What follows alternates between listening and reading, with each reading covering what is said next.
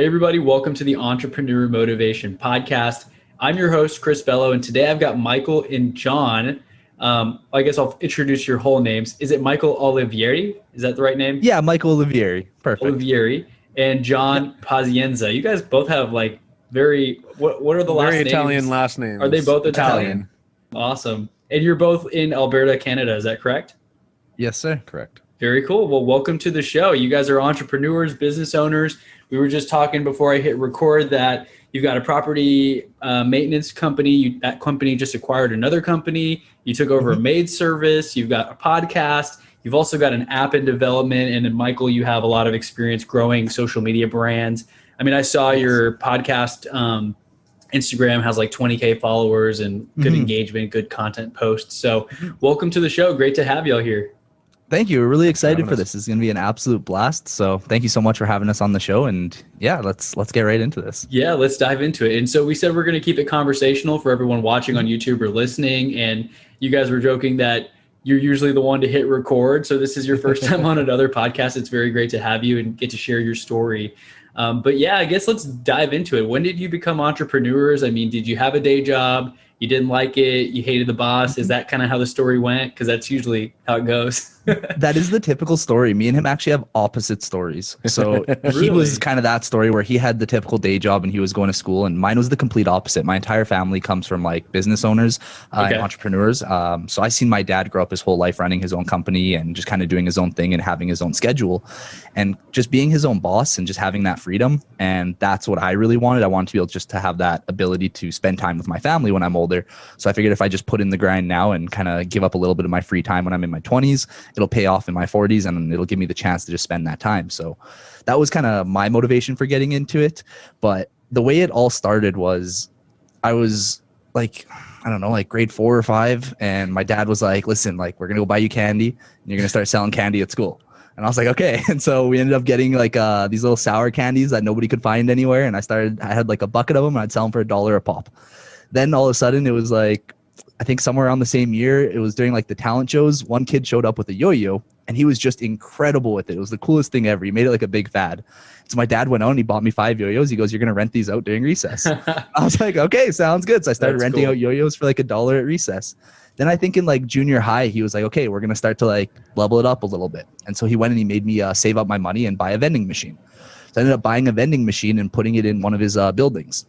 And every couple of weeks, I'd have to go and refill the vending machine, take all the quarters out and all the loonies out and go and roll them up and exchange them for cash at the bank. And I would do this a couple times a month. And that was like my first ever like job in a sense.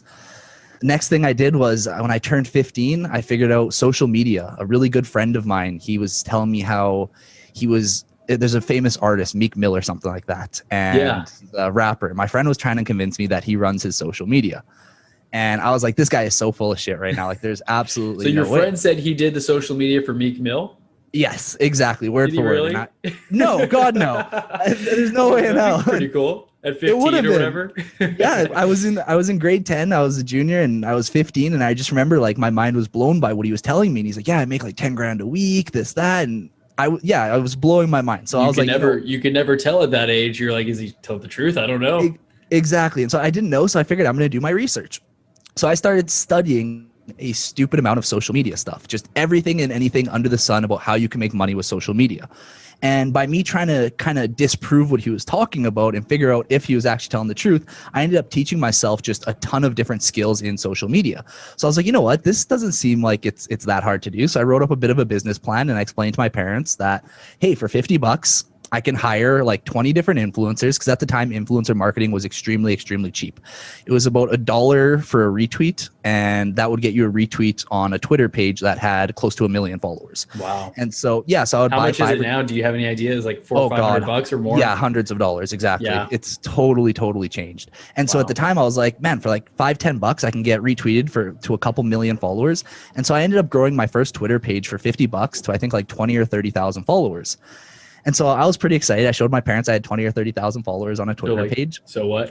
Yeah. And they were like, so what? There's 30,000 like bots or something like it. doesn't mean anything. You don't know what that actually is. And I was like, no, now watch this. What I can do is I can reach out to companies and I can have them advertise their products on my Twitter page now. So I went and I found companies, and I found a specific website where what they would do is they would send you a link, and every time you got somebody to click on that link, they would pay you a fraction of a penny. And so I ended up making, I think it was like $1.60 off my first ad, but that $1.60 was just enough to buy me another retweet. So I went and I invested my $1.60 back in, got another retweet, gained like another 1,000 followers. The next time I was able to make like $1.80 on my ads, and then so on and so forth. And I just kept rinsing and repeating. I eventually got to like a couple 100,000 followers, and I thought, why not like start a second page, and I'll promote it myself with my first page. So I created a second page with 0 followers, got it up to 20 or 30,000 followers by retweeting my content on my larger page and just kind of repurposing my same followers and just passing them along. And so now I had 2 pages, one with like just over 100,000 followers and one with 20,000 followers. And I was using both of those to run ads. And I just kind of started scaling that up until I had close to like 7 million followers at the final of it. And then Twitter basically did something called like a Twitter purge, where they banned just a ton of influencers because influencers were actually stealing their ad revenue because people weren't paying social media platforms like Twitter or Facebook to run ads. Instead, they were paying the influencers, and they weren't getting a cut off of that. Exactly. And so I ended up getting, I think it was like 4 million followers banned of like off of like all my different influence accounts. Wow. So they banned the followers from your accounts? Like they just kind of so they banned my accounts that had the followers. So like I had one page with 1 million followers, and that one got banned. I had one with 500K, that one got banned. And so like as a whole, I lost about like 3.5, 4 million followers. And I was still young at the time. I was like 15, 16. So I threw a bit of a tantrum and basically just said, I quit, I give up on this. And I went and I sold off all my accounts. So I sold like 3.5 million followers for I think like 2 or 3 grand, like just honestly like pennies compared to what it's worth today's day. So that was kind of what funded me and was like, okay, I definitely can do this. The entrepreneurial life is definitely for me. And so I called him and I was like, hey man, so I have experience in business. Like I owned a vending machine. I used to sell candy, and I also had a couple followers on Instagram. You should trust me, right? And you guys were friends from before? I'm assuming you've been friends for a while. Yeah, so we're family. Me and him are cousins. Oh, you're cousins. Okay, cool. I wasn't sure what the relationship was, but I was like, oh, maybe that's why your names are both like Italian. That makes like Italian friends. I didn't know if maybe Alberta has a lot of Italian people and you just so happen to be friends. Yeah. So you're cousins. So you've known each other like forever, of course. Since birth, basically. Exactly. Yeah. Born together and known each other for a really long time and just kind of knew each other's personalities and knew we would work well together. So I basically pitched him. I said, hey, man, like one of my dad's friends is selling a window cleaning company. We should buy it. And he's like, we don't know anything about cleaning windows. We've never cleaned a window in our lives. And I was like, hey, but that's okay because we got the squeegee. Figure it out. Yeah, we'll figure it out as we go, and we're going to be super rich and it's going to be super fun. And so he's like, you realize like I'm almost done school. Like you're in what, your second or third year out of 4? It was my final year, actually. I only had one course to finish. I was going into school for risk management and insurance. Okay. And basically after I was done that, I'd get my degree, and I probably would have had a job lined up with my uncle who's got his own insurance agency. Would have started off as a broker and eventually worked my way up, whatever. And he approached me and said, yeah, man, let's just go clean some fucking windows for however long. And I was like, however long you know what? I was looking at myself. I'm like, yeah, I really hate that accounting class that I've been taking anyway. So yeah, sure. Ended up dropping out of school in that sense. Didn't finish it, and I was like, fuck it. Let's see how the business works. Yeah, that's and cool. So that's when we started our true entrepreneur journey. I would say everything else before was just kind of like build up. Yeah, build up and just learning and having fun. And just for perspective, like how old are you guys now? We're both 25 and 27. Are you? There you go. Okay, cool. There we go. I'm proud of Very you. Cool. So you've been at it for a while. That's really cool though, Michael, that your dad actually helped you too. I mean, you seem to have more of the entrepreneurial background. Did you have that as well?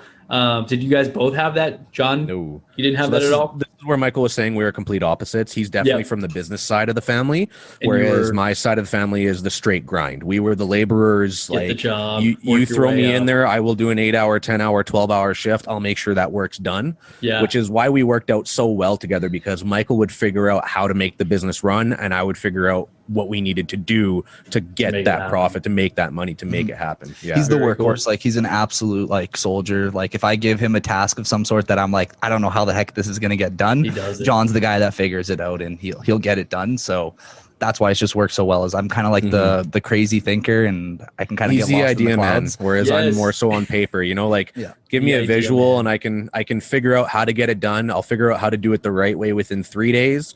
And then a week later, I'll figure out how to perfect it and make it better, kind of a thing. So That's perfect and automated. So I know books like Traction talk about a visionary and an implementer or integrator, I think is the word, where one person, sounds like Michael's more like the visionary, like the crazy ideas, think of all these things like, ooh, what if we did this? What if we started this vending machine company or cleaning company, you know, clean some windows or whatever. And then John, you're the guy who's like, hey, all right, bring it back down. How are we going to make this real? to a T. Yeah. Perfect. Michael, here's your allowance. This is what you're allowed to do with it. Don't go over. If you want to go under, that makes me even happier. He'll put me on a budget all the time. He's like, okay, Michael, so like this month we did really good. This is what we made. This is all you're allowed to spend on crazy ideas. And I'm like, okay, I got $5,000. Like, let's go cause some absolute mayhem. And that's good. That's a good balance though, because I mean, if you're just the visionary type, like I see myself as crazy ideas. I always have more ideas before I finish what I started, right? I'm always adding on to things I want to do. Like this t-shirt I'm wearing was an idea that my assistant made for me. It just says Chris Bella Real Estate. It's not even like a trademarked logo, just whatever. She made it. She's from the Philippines, shipped it to my house.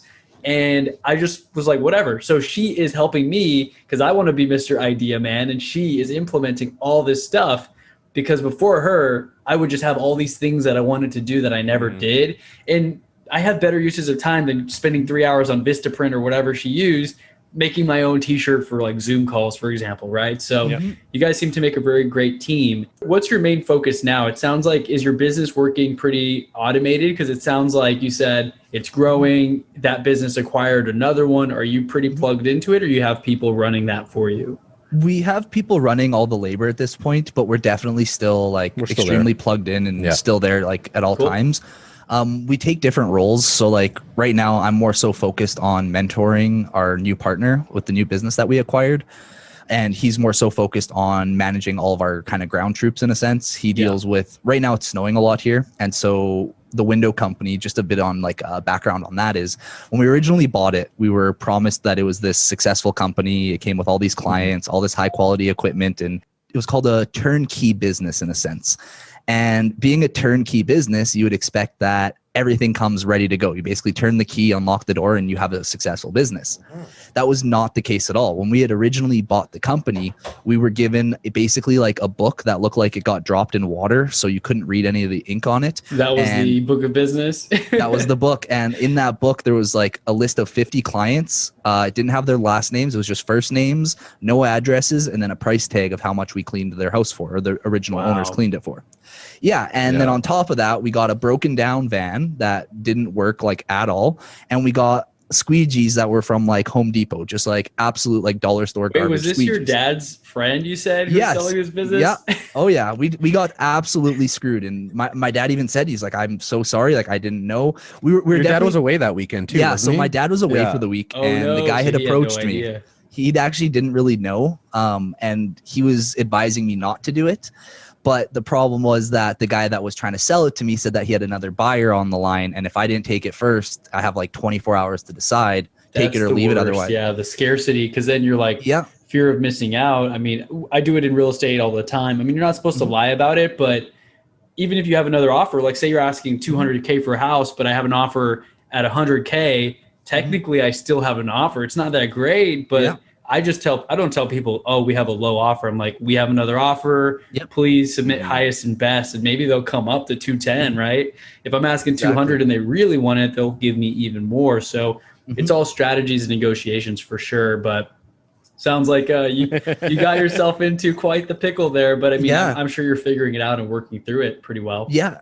Oh yeah. Things have totally changed since then. That was like first year. And we just started. We didn't know what we were doing. And now at this point, we had already sunk our life savings into this company because we had to buy it. It wasn't just like a present that was handed over to us. And so we're like, okay, so there goes like all of our life savings.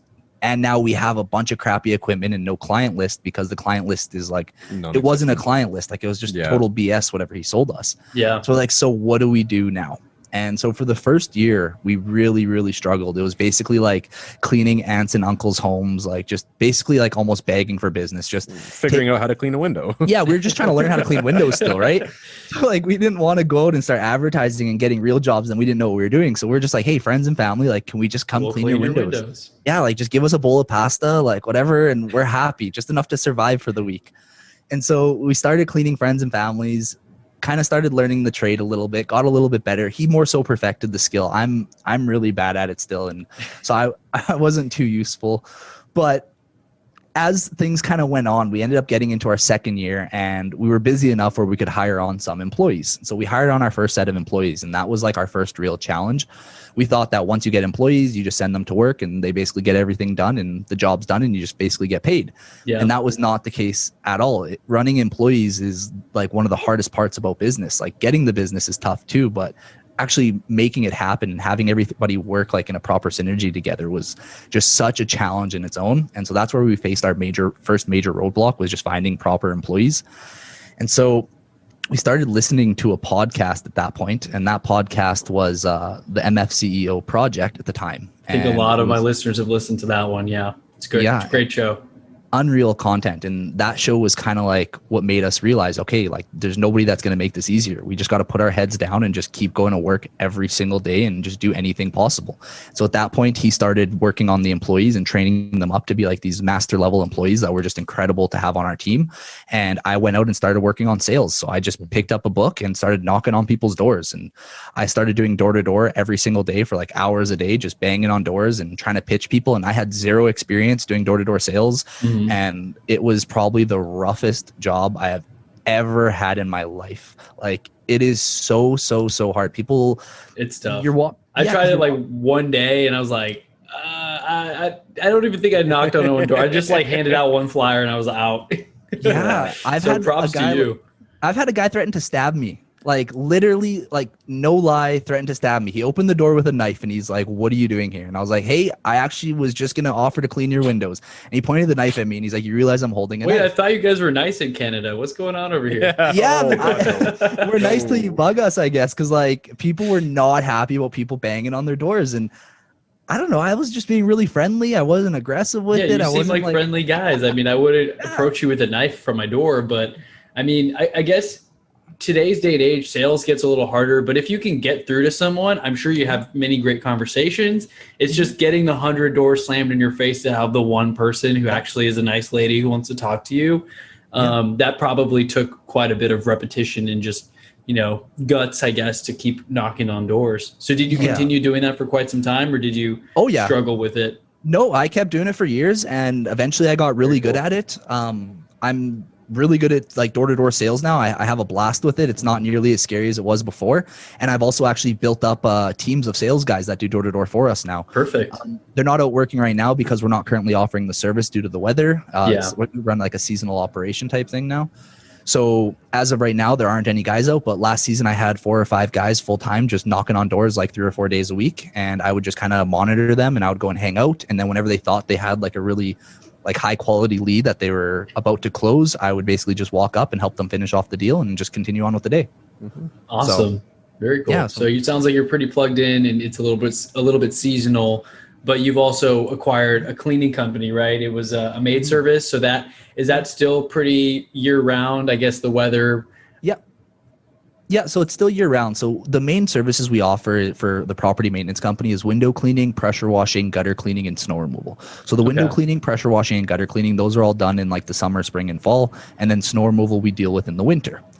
The thing about snow removal is it's a gamble. You basically put people on a contract and we'll say, let's say $200 and I clean your house for the month, no matter how much or how little it snows. If it snows a lot, my labor wage is going to be more than $200 and I'm going to end up taking a loss. If it doesn't snow at all, I profit $200. It's awesome.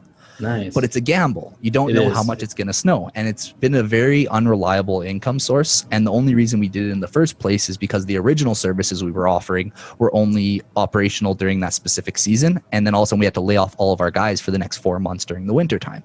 So we thought we have to figure out a way to be able to keep our guys employed that we're spending all these resources training, because we can't have them just leaving us and then next year trying to find all new guys and rinse and repeating the same cycle.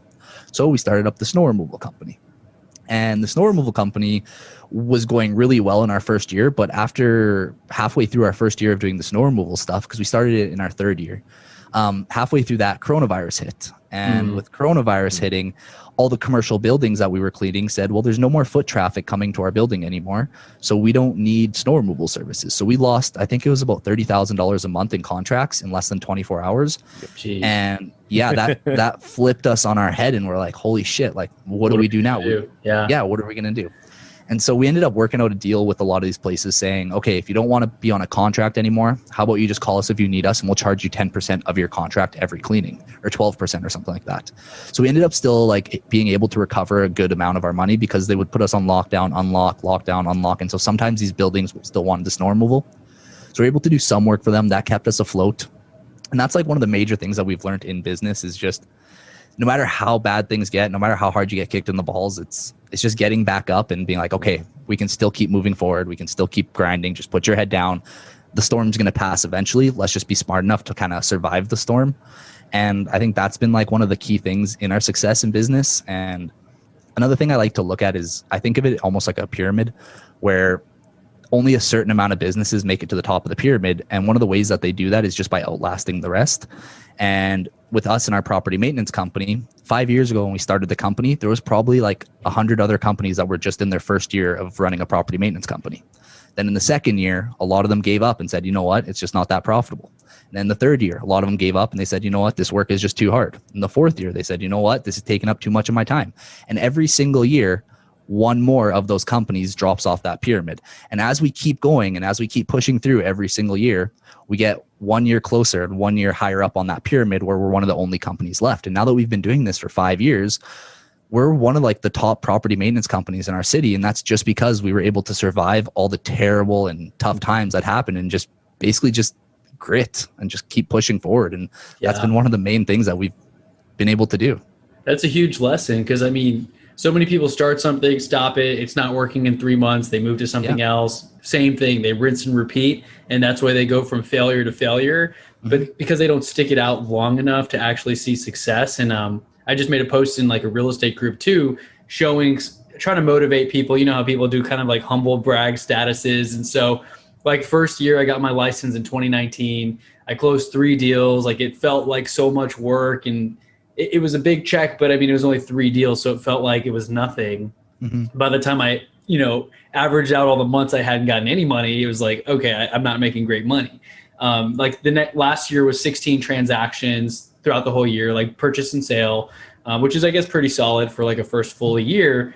And then so far this year, I've already closed 8 transactions, and we're only, 2 months, not even 2 months in all the way. So it just starts to snowball, right? And only because you stick through it. And that's why everyone knows, if you know a business owner who's done what they do for 10 years plus, 5-10 years, they're going to be successful, or hopefully, or, if they don't love it, if they're not doing great, if the margins aren't good, they'll drop off throughout that time limit. They're not going to make it to that. And so I'm sure you have great like Google reviews and Yelp or whatever else, and those platforms help you stand out versus Joe's window cleaning, down the road that just started 2 months ago and is going to be out of business, in no time. So there's a huge lesson there, just consistency and sticking with it for the long haul. And another thing we did that really helped us was actually by starting our podcast. When we started our podcast, it allowed us to start interviewing people that were experts in their fields and people that have been extremely successful in business. And we basically would just air out our dirty laundry. We'd be like, okay, so this is what we did this week in business. Where did we fuck up? Yeah. And they're like, oh man, don't tell me you did that. Okay, guys, this is how we're going to fix this. This is how we're going to fix the branding. That's how I'm leveling up too, man. It's so selfishly awesome because you learn so much. I have never learned this much in my life. Like, and I read a lot of books, and reading books is great, but you can't ask a book a question. I can ask a professional a question, and I can get a answer that's catered to my situation. Exactly. Yeah. And so it's just been such an amazing experience. And one of the people that we interviewed, he says, start making more partners, partner with more people. He says, partnership is the key to success in your industry. And so I had a lady cleaning my house, and she did an incredible job. She was one of the happiest people I've ever met. She was like a perfectionist. She was well dressed, like she was clean cut. And she really embodied the same brand that our current company has.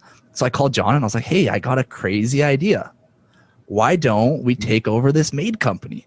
And he's like, what do you mean? He's like, we can't just do that. And I was like, man, I have an idea. Just let me work it out with her. So I go up to her and I was like, hey, so like, are you happy cleaning houses? Like, what are you doing? Like, what's going on? Is this like a business that you want to grow? How many employees do you guys have? She's like, well, actually, it's just to make a little bit of side income, and it's just me and my husband. My husband has his own job, and I just do this on the side to help bring in more income. So I was like, oh, so what would be like a monthly income that you would be happy with? Like if you could make X amount of dollars by cleaning homes, what would make you happy? And so she gave me a number, and I said, okay, so if I can put you on salary at that exact number, would you be willing to partner with me? Because she wasn't making that yet. And so I said, I can guarantee you exactly what your goal is. I'll put you on that dollar amount. We'll put you on salary, and we'll also help you grow your business. We'll offer mentorship, and we'll also bring our client list to the table. And so we have a client list of about 500 clients that are all luxury homes that we clean. And so I said, by me kind of inputting that client list into your current operations, plus we rework your backend and how everything's working, I think we can turn this into a really successful business. And so she said, yeah, let's do it. I would absolutely love to partner with you guys. And we ended up getting 50% of the company for free. Basically, all we had to do was we had to put her on a salary. We had to hand over our client list. And now I just do mentoring with her once a week. And cool. That side of the business has just absolutely blown up in the past few months. And it's just been like an awesome ride. And that's kind of been where my focus is at right now, is just focusing on mentoring her and growing that side of the business, while he's focusing on our side of the business, which is all the property maintenance stuff and all the employees. And so that's kind of been where we're at right now. And I never would have learned that if it wasn't from having a podcast in the first place. I never would have tried something as crazy as that. But because of that, we now own a second company that's honestly catching up to our first company really fast, which is just awesome to hear. That is very cool. And I'm sure that it makes a big difference just with like COVID and everything. Everyone wants clean houses. Maybe they're cleaning more than they used to. And especially now that it's been some time where they're like, okay, like I'll bring random people into the house who are going to clean. Just wash your hands and don't come if you're sick, like that kind of thing. Right. So exactly. So that makes a lot of sense. And it's really cool to hear that your perspective is just widen when you have these conversations. And that's another reason I love having a podcast, is you get to talk to people around the world with different experiences from different backgrounds at different levels. And so something that you say in Canada may give me an idea that I can implement here in Texas, that like my competition sitting out there in that main office, they're not listening to, because they're not listening in on this conversation. And so, of course, our audience is going to get access to that information. So that's why they are amazing. And of course, leave a 5-star review for both of us. But but for those who aren't tuned into this kind of stuff, you know, maybe they're just watching Netflix and they're reading, I don't know, just Harry Potter instead of actually reading business books or whatever. They're not learning this stuff to level up in their lives and their businesses. And that's why they remain stuck in many cases. So just wanted to add that in there too. No, of course. And another thing, you mentioned competition, and I actually see my podcast as like a form of competition in the sense where I get to interview these other entrepreneurs and I see them and I'm like, wait, you made like $100 million? Like, excuse me. Yeah. And when you see guys that are doing that kind of revenue versus maybe your typical friend group, when you compare yourself to your friend group, you'd be like, oh, you know what? I'm doing really good financially. I'm really successful right now. But then when you compare yourself to a guy that's worth hundreds of millions of dollars, you're like, wow, I am like nowhere near where I could be. Exactly. And so it forces you just to see the potential in what people can do, and you kind of compare yourself to them in a sense. And so that's something I like to do, is I see these people that are just doing so well in different industries, and I'm like, okay, you know what? That's the guy I'm competing with now. That's the guy I'm competing with now. That's the guy I'm competing with now. And it's no longer me just kind of seeing my friends and family as like, okay, I have to beat like that bar that person set. It's like, no, I have way higher standards, way higher bars that have been set now. And just, it really kind of just forces that competition, I guess. I'm really competitive, so like with me, that's how I see it. Maybe some people won't, but I definitely enjoy friendly that competition too. And then just seeing that it's possible, because like my mom grew up in a small town in Mexico, and then my dad's from India, and they both had very different like childhoods, but they met in the US or whatever. I was born in New York, live in Texas now. But like my mom grew up in a small town. Her mom, my grandma on her side, only went to 3rd grade, had 12 kids. Like literally, my mom's dad died when like my mom was like 9 or something. So like she was raising her 2 younger sisters or whatever, and they had no internet or whatever in this small town, right? Back in the day, I guess they didn't have internet in general, but still, I think they lived in like a 1 or 2 bedroom house. And so when you come from that kind of environment, for example, not to like throw my mom under the bus. I'm just saying like she didn't even know what making $30,000 in a day was, or that it was even possible. And even still, she may not really know, because like our friend group, we don't happen to have friends that we grew up with that kind of make that kind of money. But through the interviewing and the podcasting, you're talking to people like, wow, this person's got $100,000 a month sales funnel going on right now. And they just started a year or two ago. You see that it's possible, and you start to associate yourself, because I see myself as, well, that person's not much smarter than me. We have a similar education and background. I work hard. I have a morning routine, right? Like I can achieve that too. And you start to believe it's possible. And something I heard in a book recently, it said that if you don't believe it's possible, you'll never even try. But if you know it's possible, you'll start to try, you'll believe it, you'll achieve some success that makes you believe that it is possible. And that's how you see that trajectory that we're clearly both seeing in our businesses from actually doing the work. A great example of that is like the 4-minute mile. It was known Roger to be Bannister. impossible. Yeah, no one could do it. Nobody's ever done it. And if you try to do it, you're crazy. And then all of a sudden, one guy does it. He beats the impossible and he accomplishes it. And now all of a sudden, there's how many other people that have done it? It's like not even that big of a deal anymore. Exactly. Yeah. And it's all because one person broke that and said, no, I can do this. It's not impossible. Once you realize that it's not impossible to accomplish something, you have that like fire that you're like, okay, you know what? I can do this. And by me having a podcast, that's one of the things that it's really done for me. Definitely. And the crazy thing about that, I think I remember hearing that it was believed to be physically impossible to run a sub 4-minute mile, and that your heart would just explode if you tried to or something. So people wouldn't even try. But then whenever someone did do it, I think not even 16 days later, I just heard this in Limitless by Jim Quick. I'm listening to the Audible right now. He just talked about it like yesterday or the day before when I was listening in the gym.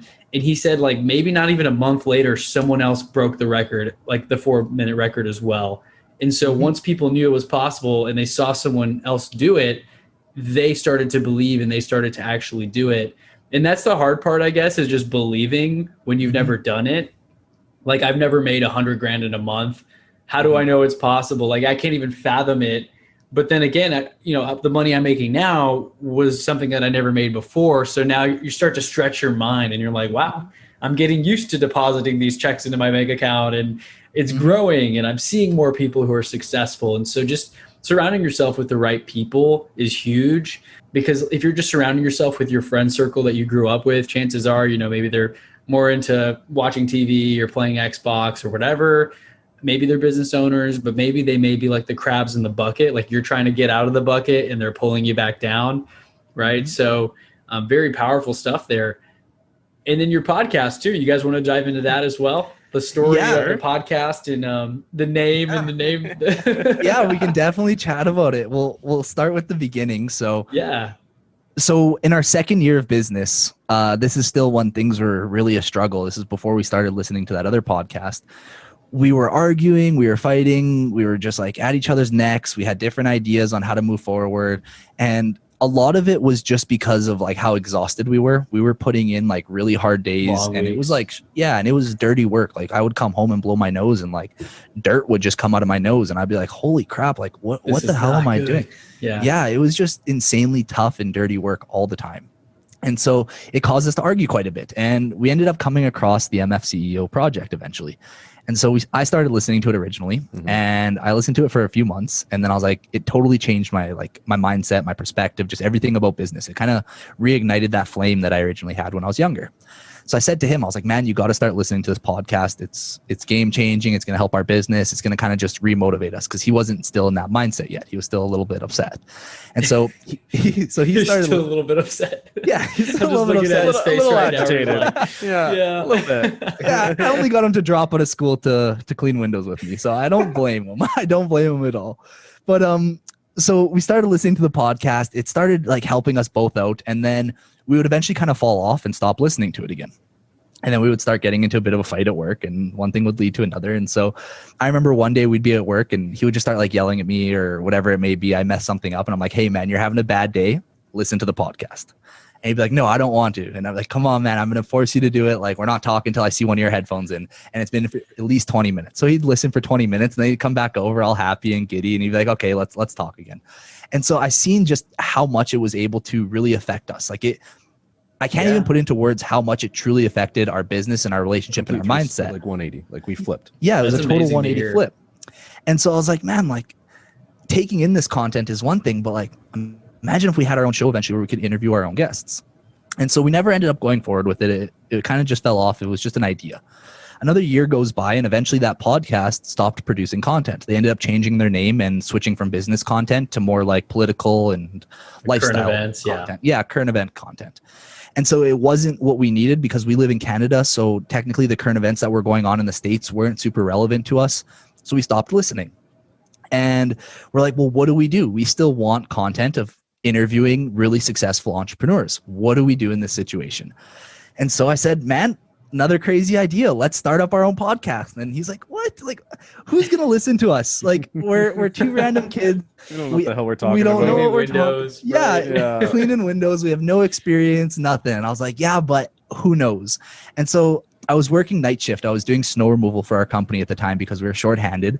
And I had just worked like I think we did like 3 or 4 days in a row of like, we actually had to buy a cot and put it in our office because I didn't have time to drive home after work by the time my next shift would start. So basically I would work like a 12-hour shift, come back to the office, sleep for like 20 minutes, have a quick bite to eat, and then go out for another 12 hours. And I did this for like 3 days straight and it just absolutely like beat the crap out of me. Yeah. And I was like, man, like this needs to change. Like we need to figure something out. Like we're busting our ass. We're hard workers. We're smart kids. Like we have a missing pipe. And we got to figure out where this, like, what's going wrong with our system that we have. And so I showed up to the office. I had just bought a bunch of equipment and I recorded the first 4 episodes. I had no idea what I was talking about. Anybody who's listening, do not check my first few episodes because they absolutely suck. But they're still there because it's the process. And so I ended up recording a couple episodes and it was a good experience. Didn't get any viewers. I think like the only viewers I got was like my mom, my sister, my dad, and my partner. Yep.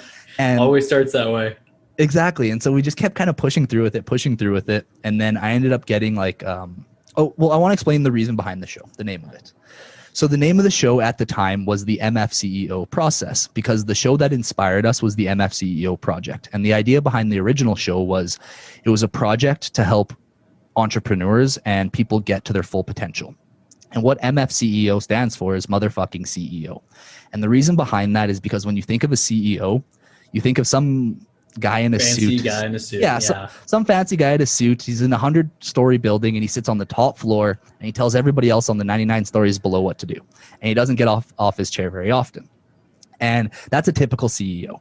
And they're kind of boring. It's not that cool. But when you hear a motherfucking CEO, that's a guy who's like, he's got tattoos. He's a cool CEO. Rolls up his sleeves. Yeah, he rolls up the windows himself, right? Yeah, exactly. He's willing to get in the trenches with his team. He's willing to do the hard work. And he's a leader. He's not just a boss. And so that was the idea behind the original show. And I said, well, I want to be an MFCEO eventually. I'm not right now. I'm still definitely really far away from it, but I really, really want to be one eventually. And I'm going to do everything in my power to become one. So why don't we start a show called the MFCEO Process, where it's 2 kids with no experience, no talent, no success, basically in the process of becoming the MFCEOs of their life. And that's what our entire show was based off of. It was us airing out our dirty laundry and talking about our experiences in business, saying, okay, this month, this is what we did. These are the things that went really well. These are the things that went really bad. And these are the new ideas we're going to start implementing in our business. Find out next month if they worked or not, basically. And tune in next time. Yeah, exactly. And so there was tons of times where we would talk about like a great thing that was going so well or a new employee that was going so well. And then all of a sudden, next week's episode, it's like, no, actually, that employee tried to steal like $500 from us. Fired them. Yeah, we fired them and this and this and this happened. And so we basically just show like the complete and honest truth and what's going on and us going through the process. We didn't want to just show you guys like the aftermath. A lot of times when you listen to business podcasts, you're listening to people that are already extremely successful and they're telling you how they would do it if they were to do it again.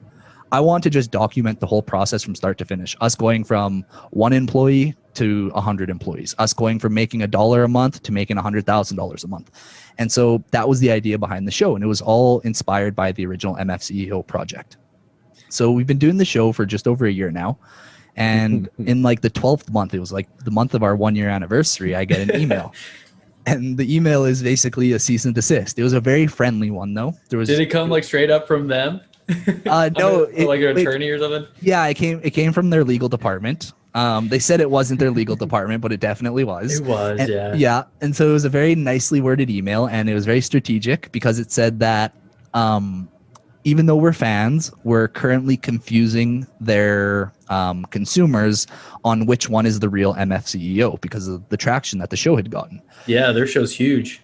Yeah, it's an extremely large show, and people that were searching for their show and finding ours would start listening to ours, and then they were emailing the head guy of the other show and saying, hey, there's people using your guys' name, so on and so forth. Right. So he said, listen, man, there's 2 ways we can deal with this. Either we sue you guys and we deal with this in court, or you guys just change the name and continue doing what you guys are doing.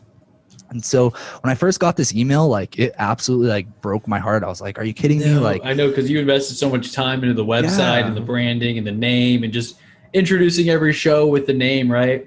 Yeah, exactly. And like it just became like a part of us. And the it's not just like the fact that they own the name. It's like that name has so much like meaning to us because it embodies the show. It's us going through the process of becoming the MFCEOs.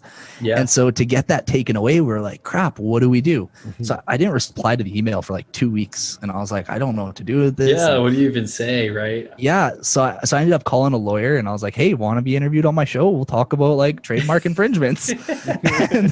and so I basically, you got a free attorney session there. yeah, it was an hour-long free attorney session, and he basically advised me that I absolutely screwed up and I'm about to be bankrupt and take a big hit. So he goes, change your name, change your website, change everything, but it was all in a 45-minute episode. And so that's basically where we decided, okay, you know what? Out of respect and because we're going to lose one way or another, let's definitely change the name. And so we decided to change the name from the MFCEO process to the CEO process. We just took out the MF out of it. That's cool. So it's not. It's not. I'm not happy about it. Yeah. So I'm trying to think of another explicative that you could use. I know. There's just nothing else. I tried. MFCEO and has a great ring to it, though. Right. It really does. And The so we're a little CEO upset. process. Yeah. So we're just going to stick with the CEO process for now. It's Cool. It's part of the process. That's all it is. It's about pivoting. It's about making changes and just keep moving forward no matter how bad things get. It's right now we're in the middle of the storm. Hopefully it kind of passes over and we don't get sued and everything goes well. But that's basically where we're at with the show. And so that's why we started it and what it's done for us. Very cool. Well, thank you for sharing that story. I mean, it's very important. I think it's super powerful, first of all, because I'm sure a lot of my listeners, I know a lot of my listeners have listened to shows like the MFCEO Project and the Empire Show. Like a lot of these entrepreneurs that are friends with each other, you start to follow like, you know, Bedros Keuilian and Craig Ballantyne and Dan Fleischman, all these guys and gals. And so there's so many amazing people out there, but it's just incredible. Like huge kudos to, you know, Andy and the MFCEO Project, because you guys started a podcast to model that process of becoming the MFCEO of your own lives. And well, it sucks you are changing the name and you have to like rebrand or whatever, get a new domain name and all that stuff. It's still cool because you are documenting that process. Exactly. But I mean, it's just powerful to see how much pull someone can have. I mean, Andy with that show and also 75 Hard. I mean, I personally haven't done it yet. And I always joke, I'm like, I already do it. You know, like I drink a gallon a day. I work out every day.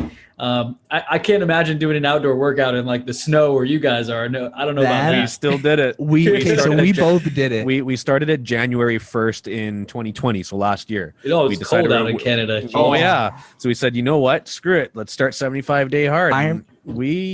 Our outdoor workouts we would go to the outdoor rink. We would put on our skates and we would just skate laps for 45 minutes, right? Wow. But it got cold. Matt, there was a cold snap for 2 weeks. Yeah, we had a 2-week cold snap where it was colder here than it was on like the North and South Pole. Yeah, it was like minus 45 or minus 50 degrees Celsius. It was literally the coldest place in the world to be. I'm looking now. So it says negative 12 Fahrenheit, and then that is negative 24 Celsius right now.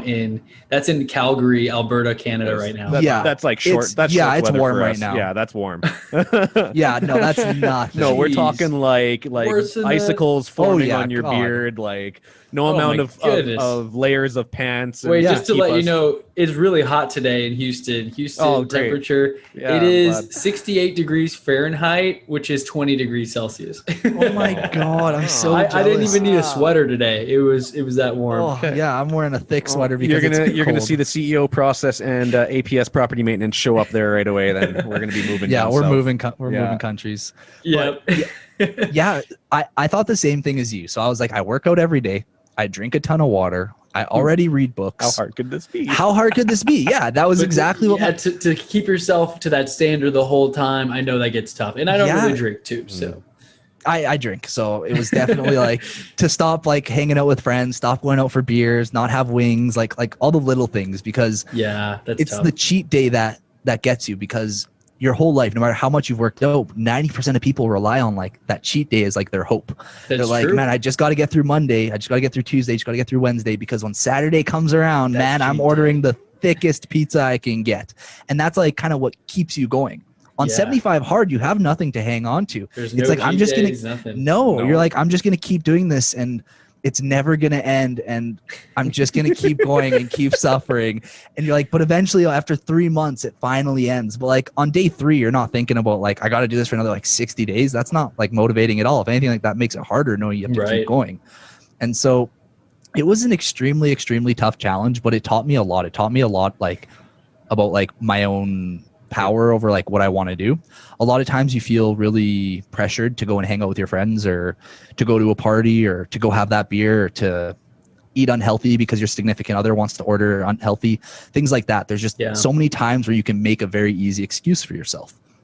And this doesn't allow that. It completely takes that off the table. So if you know that your friends are all going out, like if it's his birthday and everybody wants to go out for his birthday, if I'm on 75 hard, I would have to say no for the first like 20 days of the challenge. I would not be able to go because I don't have that built up willpower to say no to ordering. Alcohol. Yeah, I couldn't turn down the beer and I wouldn't be able to turn down the wings. So I would just have to say no instead. Yeah. And it wasn't until like day 30 or 40 that eventually I was like, you know what? Okay, I'm going to go out because I'm already 40 days deep into this and there's no way in hell I'm starting over. I'm already like this far in. So I'm going to go out and I'm going to order the salad, and I'm not going to be super happy about it, but at least I'm going to go and hang out with my friends. I was able to kind of build up my own like self-control in a way, right? Yeah, exactly. Yeah. No, I feel you on that. Cause like I grew up Catholic or whatever. And, you know, during Lent they have, you eat fish or whatever on Friday, you can't eat meat. And now I eat whatever. I'm like, you know, Jesus wants me to get my gains, right? Like he doesn't mind if I get a steak every now and then. But back then, like I actually would, you know, in middle school, high school, I would try to abstain from meat or whatever, be like, okay, I'll just eat fish. And then I went to like a Hooters or something with some friends, and they're eating wings in front of me and it smells amazing. It's so much harder when you're there trying to say no versus staying away from the situation entirely. Exactly. And so, I mean, it's just knowing what your focus is and what you want to focus your attention on, because if you were there, you have the temptations and you've got the drinks and the wings. If you don't go, you don't even feel it, right? There's no one putting alcohol in your face, no one buying you a round of shots. Yep. I mean, I've been in that situation too, you know, pre-COVID, where you're at the bar, someone puts like a shot glass and a drink in your hand and they already paid for it. So you're like, well, okay. You know, they've already paid for it. And then they keep doing that all night, right? Exactly. And it makes an easy excuse for you. You're like, oh, it's a free drink. I can't make them like dump it at this point. Yeah. Yep. I'm not going to have a great workout the next day. You sleep in. It's just a downward spiral versus how sharp I'm sure you feel when you did 75 hard. Like I'm very disciplined as well. Like I'm up at 6. I do a morning routine. I'm drinking water. I work out, all that stuff. And then I feel guilty if I go out and I sleep in too late on like even if it's a Saturday, I'm like, I can't wake up at 10, you know, that's like prime time. I got to be reading my books and doing my stuff. I think we all kind of get trapped in that a little bit. Maybe I'm a little too hardcore now where I can't fully unwind, but it's part of who I am now, right? I think that's what Andy says in MFCEO in 75 hard. Like you become that person who doesn't put up with stuff, who doesn't deal with excuses. You transform your life in general. That's exactly what it was. And because like you learn that you are in full control of what you want to do or don't do. You realize that it's up to you if you want to cheat. Nobody's going to know. Nobody's going to know if you break a little rule. It's 100% up to you. And when you start to realize that you were able to do it for 75 days straight, put yourself through absolute hell. Like I remember going out for a walk and I was wearing a full balaclava. So the only thing you could see was my eyeballs. That's the only part of skin that was out. What were you wearing? What is that called? Balaclava. So it's basically like a bank robber mask. Oh yeah. Like, okay. I remember seeing that on like Counter-Strike or something. Like there you go. Exactly balaclava. That. Okay, that was the word. Cool. So I'm wearing one of those and my eyelashes all froze together. And I'm like, are you kidding me right now?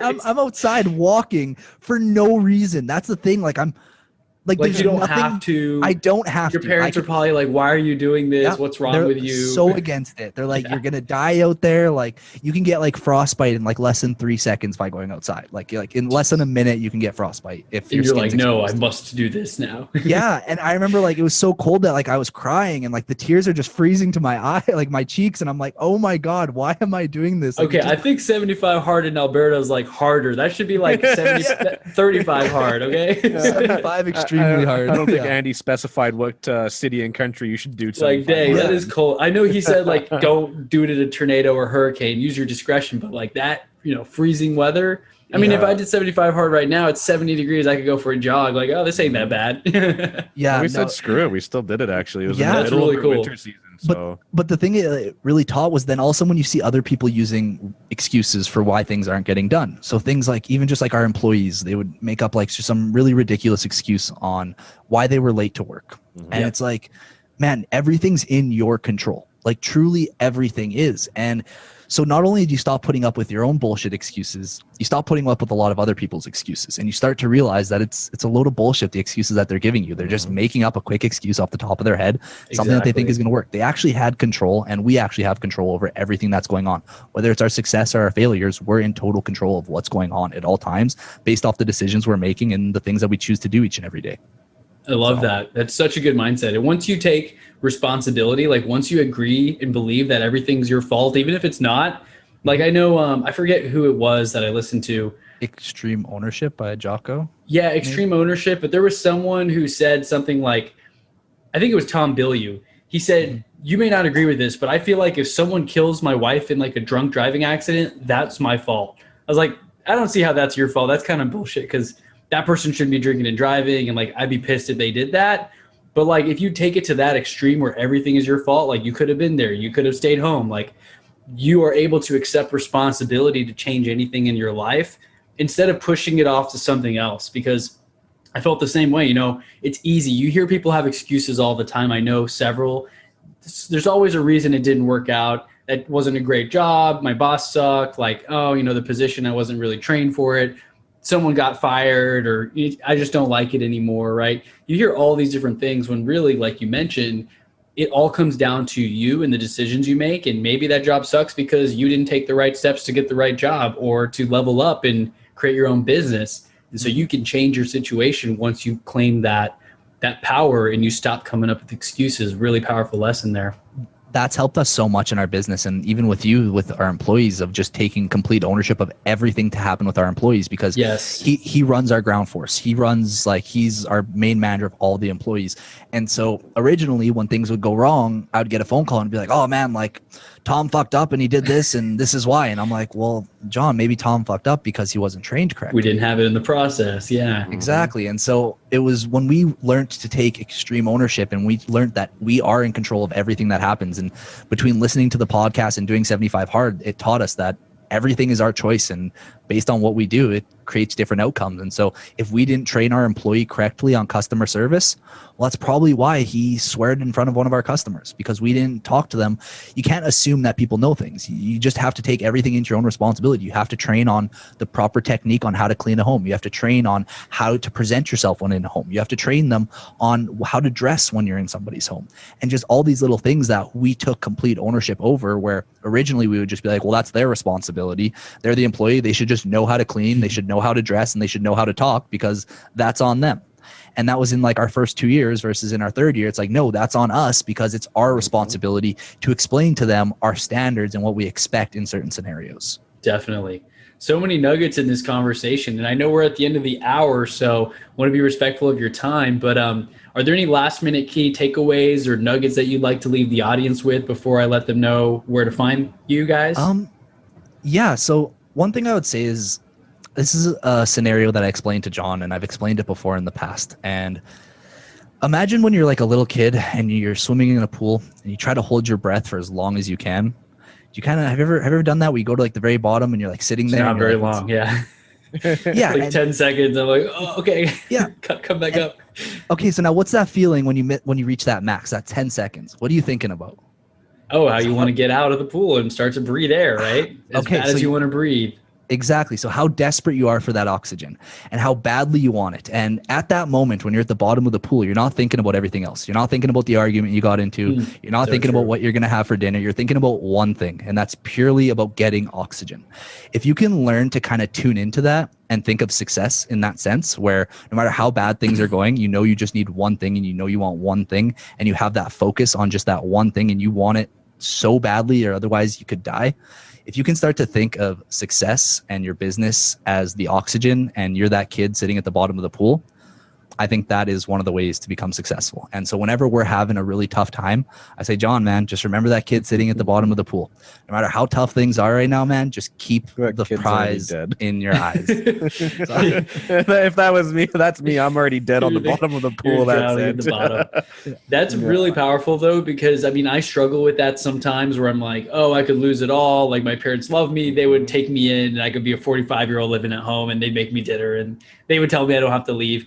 So it was hard to put myself in that situation. So just reminding yourself, I sometimes struggle with that. Like, oh, I don't really have it bad. If things fail, I have a backup plan. So I try to remove all the backup plans. Like I quit my job, for example, stop the income, no more insurance. And so I try to put myself in those situations where it's like, well, damn, I need to make money because otherwise I'm going to have to make these payments on credit card and have interest payments, and that's not good. So that lit the fire under my butt. So creating that urgency for yourself, I think you have to really just have that get it done today mentality, no excuses. And so I love that. I mean, that's super powerful when you can create that urgency for yourself. That's when you make change, because otherwise it's easy to just sleep in and play Xbox all day and I don't really need to read. I kind of already read books in high school, you know, like a lot of people are stuck in that mentality. So very good advice. And where can our listeners go to check out your podcast, the CEO Process, right? Yeah. Did you get the new domain and everything set up, or is it still? Not yet. We're in the process. Yeah, we're in the process. Exactly. No, we actually just changed the name officially on Monday. I just put it in. I waited till Tuesday to actually like make the change on our feed. Okay. But I haven't changed the Instagram name yet. And I haven't changed the domain, but if you guys do want to check it out, it'll be the MFCEOprocess.com. I am going to be changing that to the CEOprocess.com. Same as the Instagram, it's the MFCEOprocess.com, or the MFCEO Process, I guess. On our Instagram, we just post tons of motivational content. A lot of it is not actually directly related to our podcast. It's solely just a motivational Instagram page. So if you guys want to check it out, more than welcome to. We also stream our podcast on every platform possible. So if you guys want to check us out, just type in the CEO Process and you'll get to hear more of me and John's beautiful voices. Very cool. Well, Michael and John, thank you once again for joining and sharing your story. And I mean, I'm impressed you were doing 75 hard with freezing eyelashes and stuff. So no, we're troopers, right? So I got to make sure. Real troopers out there. But everyone listening, make sure to go check out their podcast. Get the MFCEO Process mindset. I mean, even though you're changing the name, CEO Process, like think like a CEO, think like a person who is managing a business and also your whole life. It's not just about business. You have to tie everything together. So lots of gems there. Learned a lot here. And then as always, stay connected, and we're going to be talking here soon for me going on your show. So excited about that as well. I'm really excited to have you on our show, man. Yeah. We get to switch the seats around and we get to start asking some questions. You guys can click the record button this time. Exactly. That's like my favorite thing to do. I can't believe you stole that from me. Yeah. So I'll stop the recording, but thank you once again. And everyone, make sure to listen to this episode twice just to make sure everything sticks. Awesome. Thanks for having us. We appreciate it. Thank you.